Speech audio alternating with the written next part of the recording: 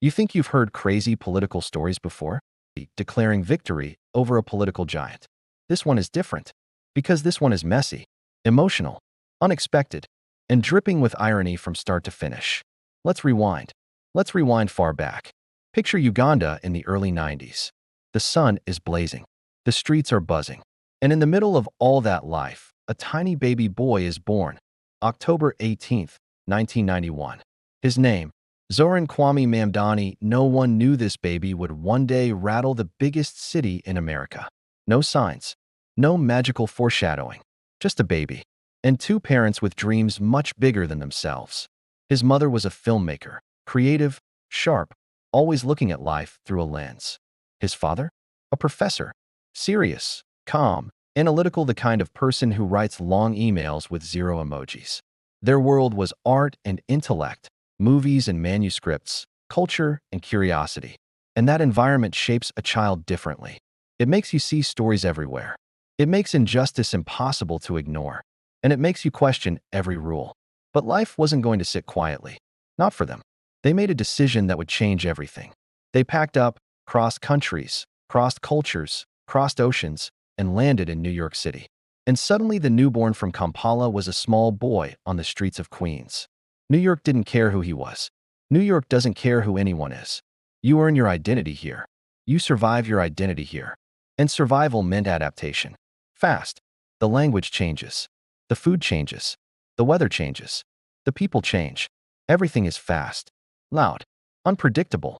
But little Zohran? He absorbed it all. He entered the New York public school system. A system that teaches you math and trauma at the same time. A system where you learn that life is not fair before you learn long division. But he thrived. He adapted. He learned to navigate multiple worlds. English at school. Cultural expectations at home. Survival instincts on the street. And somewhere in the chaos, he developed a sharp sense of justice. Then came high school. Bronx science. Now if you know Bronx science, you know it's not a joke. It's legendary. Kids have meltdowns over chemistry problems. Clubs are competitive. Teachers demand everything. It's like a training camp for intellectual warriors. And somehow, Zohran survived it. Then he went to Bowdoin College. Majored in Africana studies. But here's the thing. Most 18-year-olds are thinking about parties, hookups, and ramen noodles. Meanwhile, he was analyzing colonialism, identity, inequality, history, and systems of oppression. That kind of mental diet shapes you in dangerous ways. It makes you allergic to injustice. It makes you angry at silence. It makes you believe change is possible, even when everyone calls you delusional. After graduating, he didn't chase money. He didn't chase fame. He didn't chase a comfortable desk job with a coffee machine. He became a housing counselor. And if you've ever worked in housing justice, you know it will break you and remake you. He worked with low-income homeowners of color, people facing eviction, people threatened by predatory lenders, people one paycheck away from homelessness, people ignored by every politician who claims to love the community. And every time he helped a family, every time he filed paperwork, every time he sat with someone crying because their life was collapsing, he felt the system's cruelty. And then he realized something. He realized he could keep fighting one case at a time, or he could go after the system itself. That realization is dangerous, because once you see the system clearly, you can't unsee it. And once you decide to fight it, your life stops being normal. Forever. So he ran for office. Not for mayor. Not for Congress. He started with the New York State Assembly. And oh, people laughed. Who is this kid? Too young. Too inexperienced. Too radical. Too socialist. Too brown. You name it, he heard it. But underestimation is a weapon, if you know how to use it. His campaign was grassroots. Not polished. Not billionaire-funded. Not consultant-designed.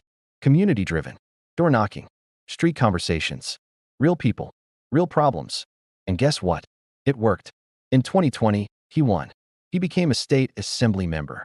And suddenly, the son of immigrants from Uganda and India was proposing legislation, fighting for tenants, challenging corporate landlords, and irritating people who prefer politics quiet and predictable.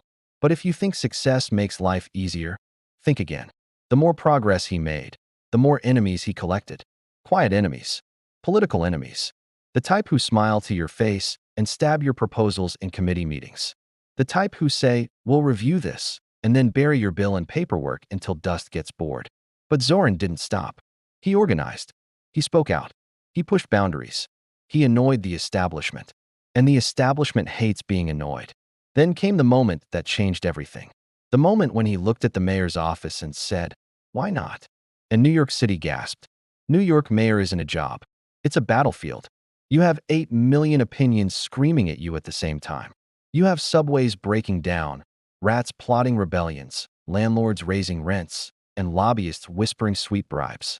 You have people yelling at you on the street for things you haven't even done yet. It's chaos, pure chaos. And Zohran ran straight into it.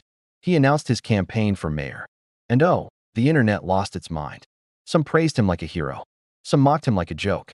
Some feared him like a storm. But he didn't care. His platform was bold. Free public transit. Rent freeze. Universal childcare. City-owned grocery stores. Real housing reform. Tax the rich. Make the city livable again. People said, "That's impossible." He said, "Impossible?" Only because no one tried. Then his opponents appeared. And this wasn't just anyone. One of them was Andrew Cuomo, a man who had once run the state. A political gladiator, known for sharp elbows, strong networks, and long memories. A man who didn't like losing. And yet, a man who was about to lose. The 2025 primary was brutal. There were debates filled with tension. News anchors analyzing every sentence. Viral clips. Endless commentary. A city divided. And then election day came. The results began flowing in. Cuomo's numbers dipped. Zohran's numbers climbed. Cuomo's supporters panicked. Zohran's cheered. And then the upset happened. Zohran won. He actually beat Andrew Cuomo. Think about that for a second. A young immigrant kid running on a radical platform beat a former governor. Not in a fantasy movie. In real life. In New York. But the victory unlocked something darker. Critics attacked harder. They questioned his background. They questioned his beliefs. They questioned his identity. Some tried to paint him as dangerous. Others tried to vilify him for statements he didn't even make. Some even floated legal fantasies about challenging his citizenship. He became a lightning rod for controversy. But he didn't break. He kept campaigning. He kept showing up. He kept talking to people who felt invisible. And when the final election came, New York made history. Zohran Mamdani became the first Muslim mayor-elect in the city's history. The first South Asian. The first Uganda-born. The youngest in decades. And the most progressive mayor America had seen in a long time. It was emotional. Electric. Chaos. Joy. Tears. Fireworks. Screens lighting up. Newsrooms scrambling. And Zohran stood there, soaking in the moment, realizing the real work had not even started. Because now came the impossible part, governing. You see, winning an election is like getting a ticket to a theme park. Governing is like riding every roller coaster at the same time, backwards, blindfolded, with gremlins pulling levers. He now had to deal with real problems. Big problems. Problems with 10 layers of history and 20 layers of corruption. The subway system? Falling apart. Homelessness? Rising. Rents? Insane. Childcare? Unaffordable. Food deserts? Everywhere. Big developers? Powerful. Billionaires? Louder than ever. Free buses sound great. But where does the money come from? Rent freeze sounds great. But who enforces it? City-owned grocery stores sound revolutionary. But who manages them? Who supplies them? How do you fight billion-dollar corporations selling overpriced vegetables? These aren't simple questions. And he knows every mistake will be public. Every delay will be amplified. Every compromise will be criticized. That's the mayor's life. You're hated by someone every single minute of the day. And yet, he keeps trying. He meets community groups. He visits shelters. He listens to transit workers. He debates economists. He dodges political traps. He negotiates budgets. He studies reports.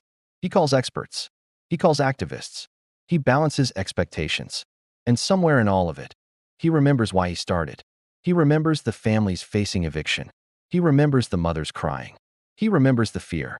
He remembers the injustice. And he realizes he didn't run to be liked. He ran to make things better, even if slowly, even if painfully, even if imperfectly. And this is where the deeper truth kicks in. The truth nobody wants to say out loud. Sometimes the system lets you win, but it never wants you to succeed. Because success means change. And change means shaking comfort. And comfort hates movement. But there is a spark, a chance, a possibility. And that possibility is him. Not because he's perfect. Not because he's magical. but because he actually cares.